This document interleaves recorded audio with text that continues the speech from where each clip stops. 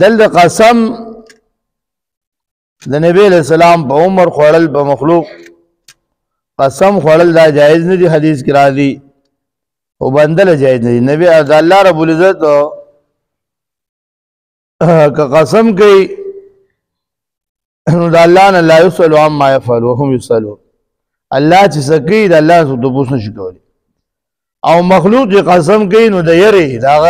سیز د عظمت او د یری د وجه کوي الله جنری گنا نو لعمر کا قسم میری استاف عمر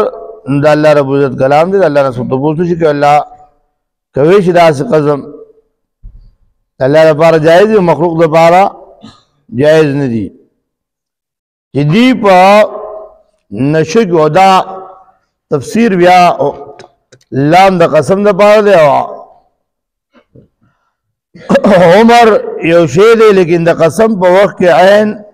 مزور سره استعمالي دا قسم د الله دی وی الله له جایز دی اختیار دی چې په هر څه باندې قسم کوي لیکن مونږ مکلف یو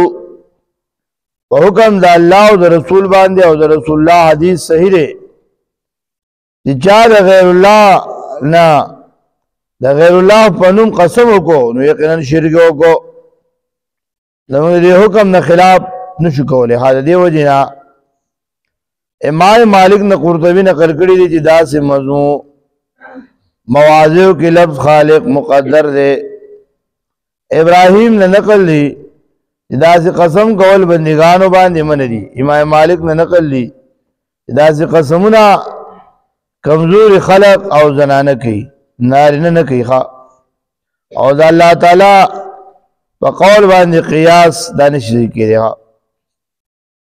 قسم د الله په یو سیز باندې د تاکید او شهادت په تور سره لکه نور دین کې مې وتور په کتاب مستور نور دین کې قسم الله کوي دا څنګه چې الله تعالی دا اواسر نه رکی یا ترنه امید ساتي الله تعالی د دې نه پاک دی دلته مراد ده چې نبی استاجوند تکلیف د تکالیف د قوم کی گواه ده چې دا قوم جاهلان وړاندې دي او قسم د انسانانو په سیس باندې د دې وجنی دا سیس یره کوي یا ته امید ساتي د نبی ساتل دا قد ساتل الله تعالی پورې خاص دي د دې وجنی انسان د الله تعالی نه سوا په بل چا باندې قسم چاو کو دا شرک دی